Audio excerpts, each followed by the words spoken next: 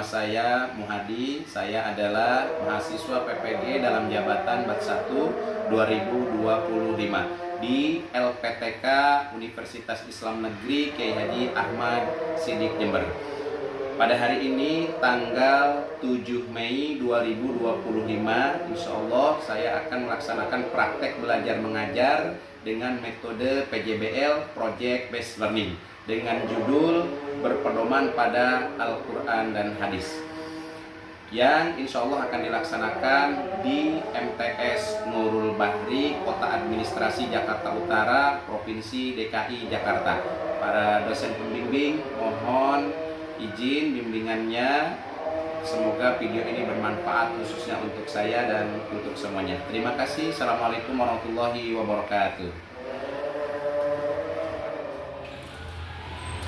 Assalamualaikum.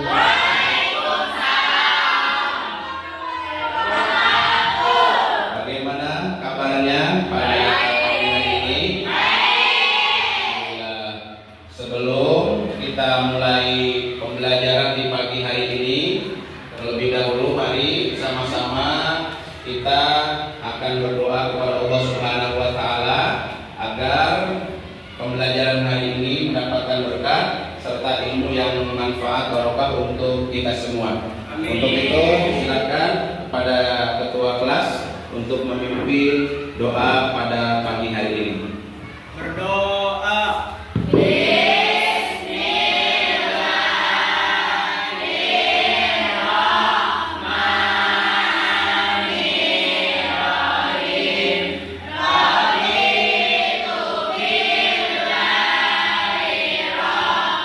Terima kasih. Semoga doa tadi adalah awal pembuka agar mendatangkan keberkahan kepada kita dan mendapatkan ilmu yang manfaat serta barokah di pagi hari yang berbahagia ini. Selanjutnya sebelum Bapak lanjut ke materi, terlebih dahulu Bapak akan mengabsen satu persatu siswa ya. Apakah hadir semua hari ini? Hadir ya. Zakira Aprilia Gisma, Fendi Biance Paradita, Amiratun Nurdiana, Rahmayanti, Resti Mailani, Malik Ibrahim, Raffi, Zaki Akbar.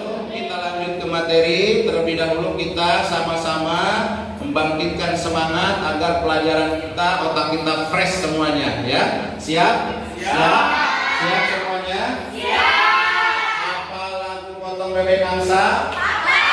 Kita nyanyi sama-sama sambil tepuk tangan. Semangat? Semangat. 1, 2, 3. Potong bebek angsa, angsa itu hari.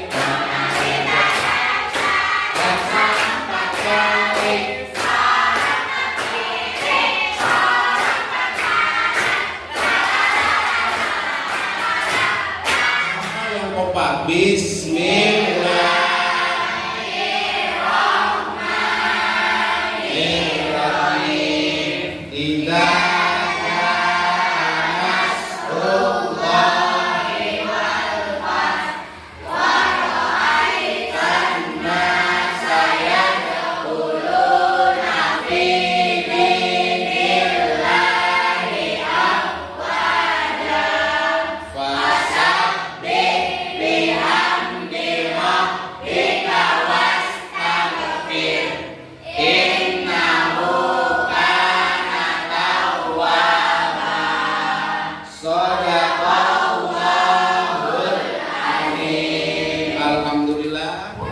Semangat. Oke, mari sebelum kita masuk ke materi hari ini, Bapak ingin mengulas pelajaran minggu lalu ya. Kemarin minggu lalu kita sudah belajar tentang pahala membaca Al-Quran, betul ya? Ada yang masih ingat berapa pahala membaca Al-Quran satu hurufnya? Membaca satu huruf Al-Quran akan dibalas berapa tadi? Yang kita pelajari pada hari ini adalah berpedoman pada Al-Quran dan Hadis. Kalau Tujuan pembelajaran pada hari ini, perhatikan ke depan semua, diharapkan nanti kalian semua akan dapat menjelaskan pengertian Al-Quran dan hadis. Nanti kita setelah belajar ini mengerti tentang pengertian Al-Quran dan hadis. Kemudian menjelaskan fungsi Al-Quran dan hadis. Kemudian yang selanjutnya adalah menjelaskan kedudukan Al-Quran dan hadis dalam hukum Islam. Kemudian yang terakhir, menerapkan nilai-nilai Al-Quran dan hadis sebagai pedoman hidup sehari-hari. Ini adalah tujuan pembelajaran kita pada pagi ini. Semangat ya? Semangat. Nah, yang pertama, peta konsepnya. Perhatikan peta konsep ini yang akan kita pelajari. Sama dengan tujuan yang tadi ya, tujuan fungsi Al-Quran dan hadis. Pertama, berpedoman pada Al-Quran dan hadis, Al-Quran itu sendiri, kemudian pengertian Al-Quran, pembagian Al-Quran, nama-nama Al-Quran, fungsi Al-Quran, kedudukan Al-Quran, kemudian hadis, fungsi hadis, unsur-unsur hadis, fungsi hadis, kedudukan hadis. Nanti itu akan kita pelajari. Mudah-mudahan tujuan pembelajaran di pagi hari ini tersampaikan dengan baik dan benar. Terima kasih ya. Kita selanjutnya adalah, tahu Al-Quran itu apa? Al-Quran adalah pedoman hidup. Al-Quran adalah pedoman hidup. Bapak ulangi. Ada yang tahu Al-Quran itu apa? Al-Quran adalah pedoman hidup. Nah, pengertian Al-Quran, perhatikan, pengertian Al-Quran adalah merupakan wahyu Allah Subhanahu wa Ta'ala yang menjadi mukjizat Nabi Muhammad Shallallahu Alaihi Wasallam. Itu pengertian Al-Quran. Sedangkan Al-Quran berasal dari bahasa Arab. Qoro'a yaqra'u Qur'anan. Apa? Ulangin sama-sama. Qoro'a yaqra'u Qur'anan. Itu nama. Yang kedua adalah hadis. Hadis itu pengertiannya adalah menurut bahasa, berasal dari bahasa Arab, yaitu hadasa yuhadisu hadisan, yang artinya baru, mudah, cerita, berita, dan riwayat dari Nabi Muhammad Shallallahu Alaihi Wasallam. Sedangkan menurut istilah adalah sesuatu yang disandarkan kepada Nabi Shallallahu Alaihi Wasallam, baik berupa perkataan, perbuatan, takriri maupun sifat beliau. Nah, unsur-unsur hadis itu sebuah hadis dikatakan sempurna apabila terdapat 3 unsur di dalamnya. Yang pertama sanad, matan, kemudian rawi. Itu unsur-unsur daripada hadis. Selanjutnya fungsi hadis. Nah, fungsi hadis itu mengukuhkan hukum-hukum yang telah disebutkan dalam Al-Quran, menafsirkan ayat-ayat Al-Quran yang bersifat mujmal atau global, kemudian membatasi keumuman Al-Quran, menetapkan hukum yang belum disebutkan dalam Al-Quran. Bapak akan membagi kelas kita menjadi 4 kelompok ya. Nanti karena ini PJBL, Project Based Learning, Bapak juga sudah siapkan karton. Nanti Bapak bagikan ke kalian. Kita sama-sama akan membuat project infografis ya, gambar. Silahkan nanti kalian gambar tentang fungsi daripada Al-Quran dan sisipkan ayat-ayat Al-Quran yang menurut kalian itu adalah yang menggambarkan harus berpedoman kepada Al-Quran dan hadis.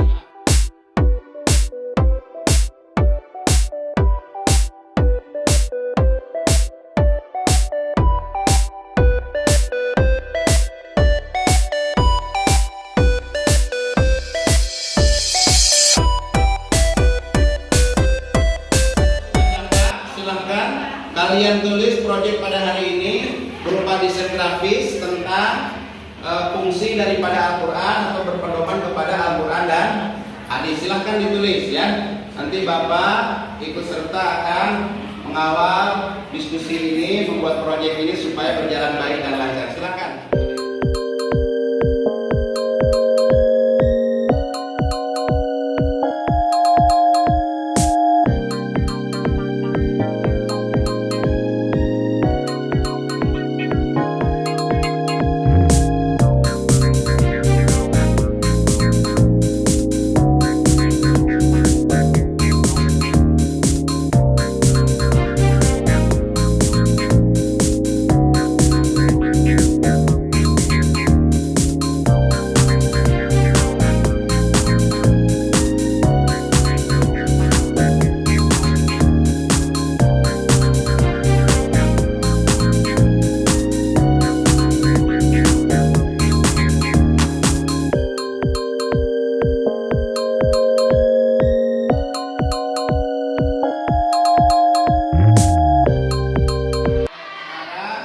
Dipresentasikan masing-masing kelompoknya. Untuk kelompok 4, Bapak persilakan untuk presentasi. Silakan. Ya. Akan membahaskan fungsi Al-Quran, yaitu yang pertama sebagai petunjuk, pedoman, dan rahmat bagi orang-orang yang meyakininya. Kedua, Al-Quran sebagai penerang hidayah. Ketiga, sebagai kabar gembira dan peringatan. Keempat, sebagai penawar bagi segala macam penyakit. Kelima, sebagai pembeda. Warahmatullahi wabarakatuh. Kami dari kelompok 3 akan menjelaskan fungsi al-hadis. 1. Mengukuhkan hukum yang telah disebutkan dalam Al-Quran. 2. Menafsirkan ayat-ayat Al-Quran yang bersifat fungsi dari hadis. Yang pertama, mengukuhkan hukum-hukum yang telah disebutkan dalam Al-Quran. Menafsirkan ayat-ayat Al-Quran yang bersifat mujmal atau global. Terima kasih atas presentasinya. Hasil daripada presentasi kalian semuanya sudah bagus, semuanya baik, tinggal nanti dilengkapi kekurangannya saja ya. Secara menyeluruh proyek kalian sudah berhasil. Tepuk tangan buat kita semua.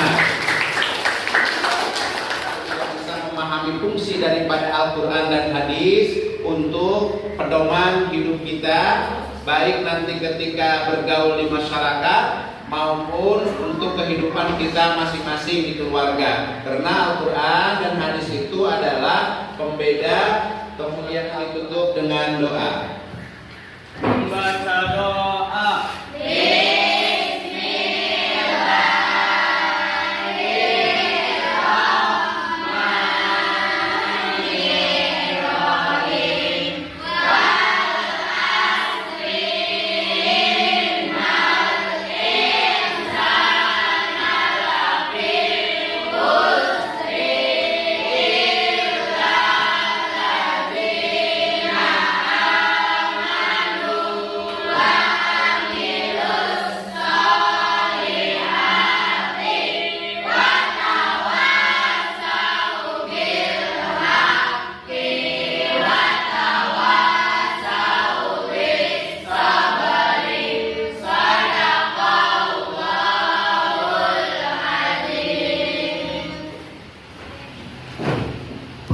Terima kasih. Mudah-mudahan dengan doa tadi sebagai penutup untuk pertemuan kita membawa manfaat, mendapatkan ilmu yang manfaat untuk kita semua. Sekian, wallahul muwaffiq ila aqwamit thoriq. Assalamualaikum warahmatullahi wabarakatuh.